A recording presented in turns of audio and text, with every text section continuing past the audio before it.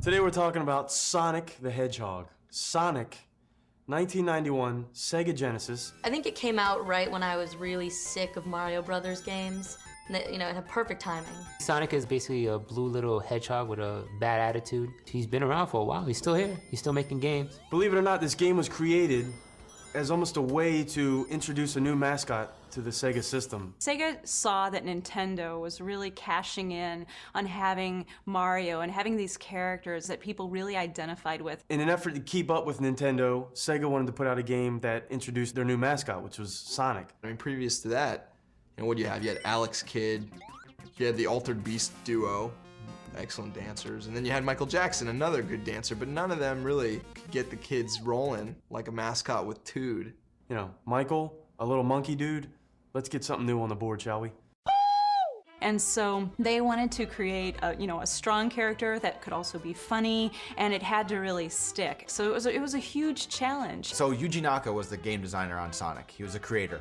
He also created Choo Choo Rocket. He's one of the legends in the industry. I mean, he's one of the guys who creates a flagship title that an entire company will base its existence upon. Sonic was created to be the anti-Mario. He's everything Mario's not. Mario's this fat, stocky plumber.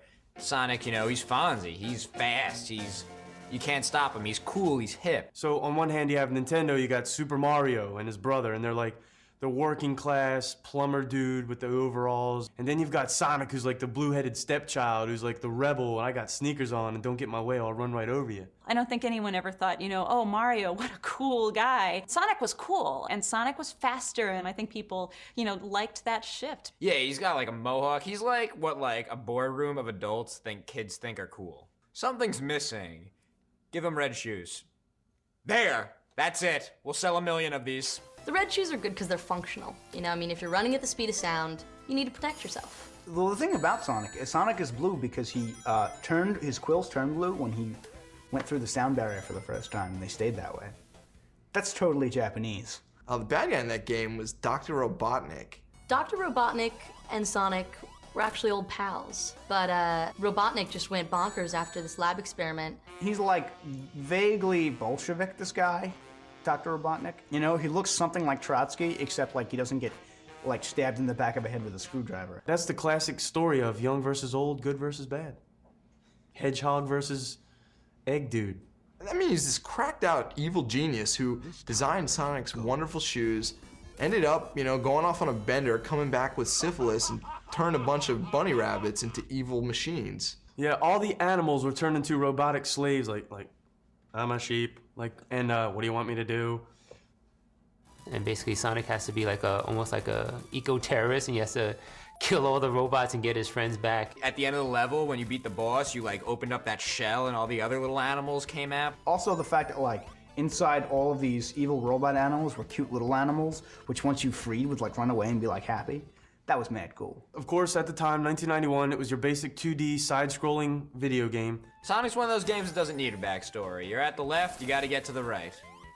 And Sonic could just run really fast across the board, so it wasn't technically about, Mario's all about exploration, and Sonic was more kind of getting into your father's car, drive really fast, and hopefully you don't hit a wall. It was just so fast. Everything was like, choo, choo, choo, choo. Holy crap, I can't play this. In Sonic, it's really much more about flow. And the whole game made out of ramps, It's a 14-year-old skate park kid's dream. Sonic was cool. It was the first game to have idle animation. So basically, if you quit playing, he'd stop, look at you, tap his foot impatiently, and in a way, it's a new level of interactivity. Now, not only are you controlling the environment, but now the environment's reacting to you or interacting with you. Some people say that this started with Nintendo, but I think that pretty much Sega invented this one with Sonic. The one thing I remember most about playing Sonic was when you'd lose your rings. When you'd get hit by an enemy and your rings would just go flying, because you have to frantically run around and try to grab the rings. Those rings are kind of like your lifeline. It's kind of like in Mario, when you get hit, you turn smaller, but it was a little bit cooler. But if you collected a certain amount, I believe it was 50, you got to go to this bonus stage. There were these really trippy, Grateful Dead kind of bonus stages where everything was tie-dye. The one common thread between all the Sonic bonus levels is that they're all really trippy. They all have all sorts of colors, and there's things spinning, and there's a blue hedgehog curled up in a ball. Think about it. Oh yeah, the bonus stages were the best. I mean, obviously you're not going to die in a bonus level, so you don't have that threat hanging over your head, but they were probably the most addictive. Sometimes when I'm bored at work, I pretend that the copy room is a bonus stage, and I roll around collecting paper clips and toner. In Sonic 2, one of the bonus stages was this half pipe. I don't remember, I know you went down and then back up, and then down and back up the other side.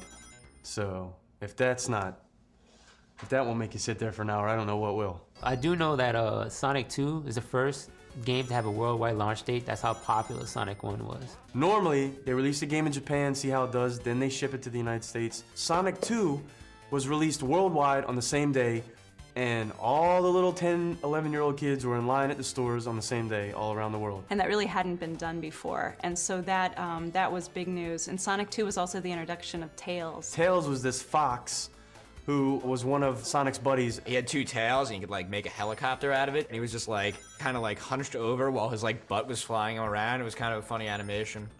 Tails was kind of a punk. I didn't really like him. Sonic took him off the streets, keep him out of trouble. Besides the fact that Tails has two tails, he has a really sexy name. You know, Tails, nice little innocuous fox character, runs around after Sonic, but Tails, his real name is Miles Prower.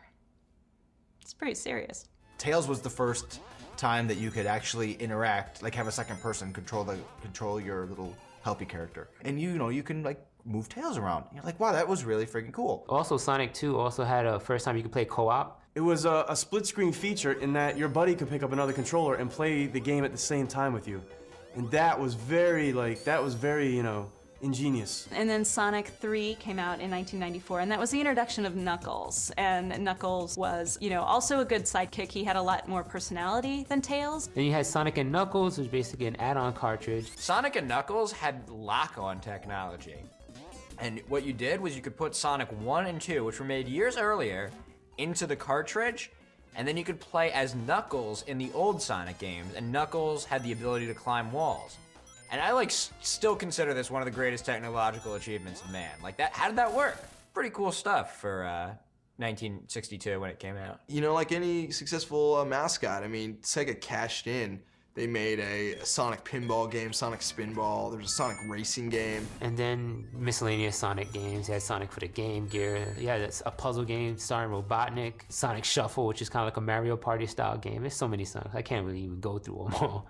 14 different Sonic games that were out at the time. And you had cartoons, and you had board games, and cereal, and pencils, and pens, and chalkboards, and backpacks, and lunchboxes. In fact, in the Sonic the Hedgehog cartoon on Saturday mornings, Urkel, if you remember Steve Urkel, did the voice for Sonic. So it's weird that Sonic was designed to be like such an extreme cool character, and then they got Urkel to do the voice of it. Such backwards thinking. Urkel's numbers are testing through the roof. Get Urkel in the recording booth.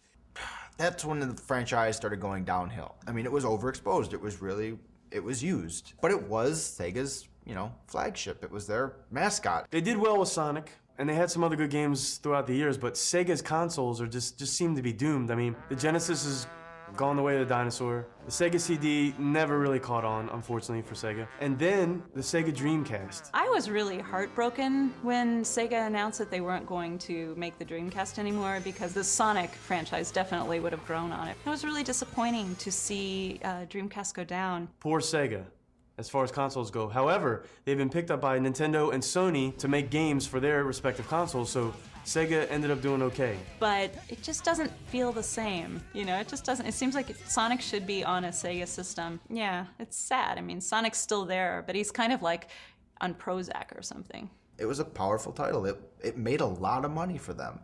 You can't argue with the success. And now it's okay for Sega because they're making a lot of money with specialty dartboard bars. Actually true. In the true spirit of Sonic, they just put the red shoes on and they just kept hauling ass.